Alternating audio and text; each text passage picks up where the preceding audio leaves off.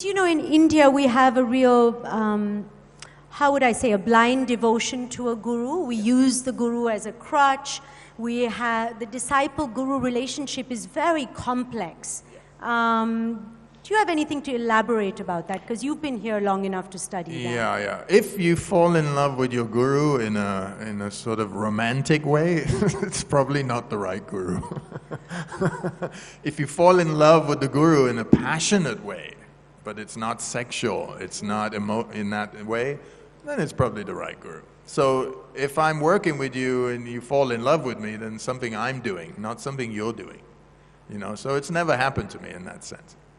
And your own guru, even though you said, I'm really happy now, I've found my peace here. This was Dr. Vasudev when you worked with him. He's my Ayurvedic guru. He's your Ayurvedic, but he forced you and almost coaxed you into going out there and saying, look, given the way that you look, given the connections that you have, go take that message to the West. Is that what happened? Yeah. Can you explain that? Yeah, you know, when I came to India and I studied and I'd stayed there a long time, you know, you suddenly feel in this place of bliss. And I was having a conversation with him and I said, you know, I'm thinking of staying in India and being here. And he said, well, what are you going to do here? And I said, well, you know, I'll meditate. And he said, well, that's useful because I've taught you all this thing for like nearly 10 years and now you're going to just meditate. So it was kind of the wrong answer. And he said, you know, Devi, God, you know, whatever you want to call the divine, has taken this body and it looks a certain way. It came from the fashion business. You have to go and use it. And the best place for you is in Hollywood and that side of the world because they will react to you in a certain way and listen to you. Maybe they won't listen to me, but they'll listen to you because, you know, how you look and the physique is important to them.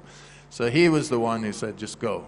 Go and be there because actually I wanted to stay here and be here because India is more like home to me, you know.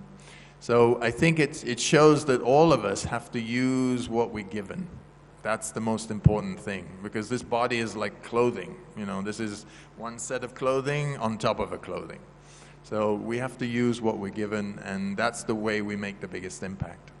And you've made quite an impact in Hollywood. I mean, your clients read from Ellen DeGeneres onwards. What is it about you that you have as a guru or as a therapist that others don't? What sets you apart according to you? I think my past, you know, being in the fashion world, people relate to me. It's all about relatability, right? I relate to my guru because I lived in Iran. I was growing up in a very sort of not backward way, but it's like it was a very third world country.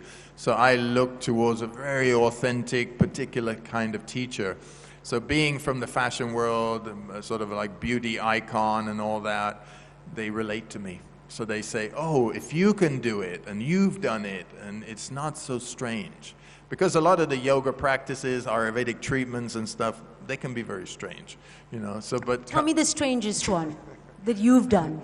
Well, you know, when you're doing vomiting therapy or you're doing these kind of things, you know, it's very strange. Actually, when I was with Ellen DeGeneres, I lived in a house for about 4 months, took care of her health. And one day I was doing all these treatments for her and she's like, you're not doing an enema, are you? There's no way we are doing that. And we're not vomiting, okay? None of those two things, because I read all about that, you know. Did she do it? No.